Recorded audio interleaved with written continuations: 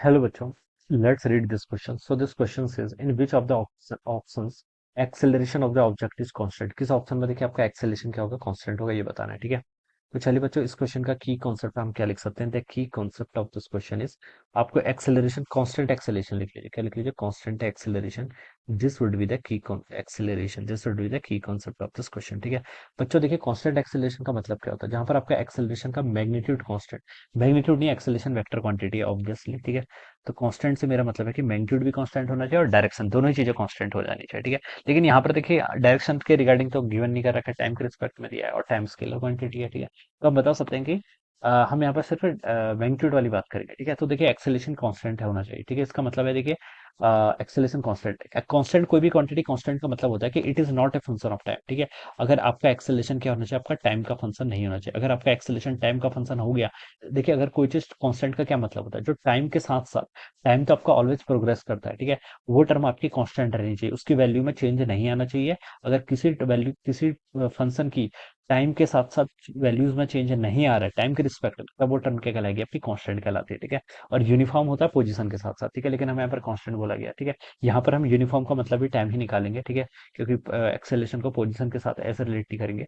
अब देखिए यहाँ पर ऑप्शंस में देखिए क्या बोल रखा है, ए पर ले रखा है एक्स इजिकल टू देखिए T cube plus two T, ठीक है। अब देखिए, ये आपको डिस्प्लेसमेंट दे रखा है, तो ए इक्वल टू क्या लिख सकता हूँ? देखिए, ए हो जाता है आपका डीवी बाई डी टी, ठीक है। और वेलोसिटी क्या होता है? आपका rate of change of acceleration, यानी कि इसको मैं D x divided by D T square ये भी लिख सकता हूँ। तो देखिए, अगर मैं इसका फर्स्ट डिफरेंशिएशन करूँ तो ये हो जाएगा आपका टी के क्यूब का three T square plus two के इक्वल आ गया, ठीक है। फिर एक बार और डिफरेंशिएट करूंगा तो एक्सेलेरेशन आएगा कितना? 60 के इक्वल, ठीक है। तो देखिए, एक्सेलेरेशन क्या है? टाइम का फंक्शन है, टाइम के साथ साथ एक्सेलेरेशन कर रहा है, तो कांस्टेंट नहीं हो सकता। तो फर्स्ट ऑप्शन क्या? रॉन्ग, ठीक है। अब बी पर आते हैं। बी पर देखिए क्या बोला गया, velocity is equal to T square plus forty के equal, T square plus forty के इक्वल, ठीक है। एक्सेलेरेशन क्या होता है आपका? DV by D T, acceleration क्या होता है आपका? डीवी बाई डी टी, ठीक है। तो टाइम के रिस्पेक्ट में डिफरेंशिएशन करूंगा तो टू टी प्लस फोर, ठीक है। तो एक्सेलेरेशन देखिए अगेन टाइम का फंक्शन है, तो this is again not a constant acceleration. C पर है देखिए आपका एक किसके इक्वल आपका? Some constant alpha times T to the power three by two. तो यहाँ तो एक्सेलेरेशन ही टाइम का फंक्शन है, तो this is again a not a constant acceleration, ठीक है। अब लास्ट ऑप्शन पे देखिए क्या लिखा है, वेलोसिटी गिवन कर रखा है। वेलोसिटी किसके इक्वल है? Under root of two X plus four के इक्वल, ठीक है। अब बच्चों मैं क्या कर लेता हूँ, इसको स्क्वायरिंग कर लेता हूँ। देखिए, डिफरेंशिएशन तो करना पड़ेगा, वी का square is equal to, squaring करने से डिफरेंशिएशन थोड़ा इजी हो जाएगा, इसलिए कर रहा हूँ, ठीक है। अब यहाँ पर से देखिए हम क्या कर लेते हैं इसको, वी स्क्वायर का डिफरेंशिएशन कितना होगा? टू वी, किसके रिस्पेक्ट में करना? टाइम के रिस्पेक्ट में, तो डीवी बाई डी टी वाली टर्म आपकी यहाँ पर आ जाएगी, ठीक है। It is equal to two X का डिफरेंशिएशन वेलोसिटी हो जाएगा, ये आ जाएगा, ठीक है। तो यहाँ से देखिए आपका वी से आपका वी कैंसिल ही हो गया फिर, ठीक है। Two V D T D X by D T, ठीक है। तो यहाँ से आपका टू ए की वैल्यू कितनी होगी? टू होगी, और एक्सेलेरेशन की वैल्यू कितनी होगी बच्चों? One metre per second square के इक्वल होगी। तो यहाँ पर से आपका एक्सेलेरेशन तो बच्चों कांस्टेंट आएगा, टाइम का फंक्शन नहीं है, ठीक है।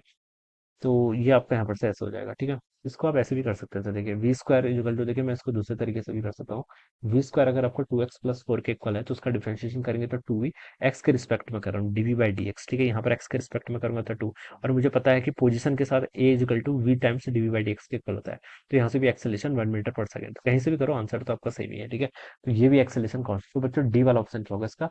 Which of the option, option acceleration constant है, तो डी ऑप्शन यहाँ पर से करेक्ट हो जाएगा, ठीक है। This would be the answer of this question. So I hope you all understood this concept. All the best and thank you so much.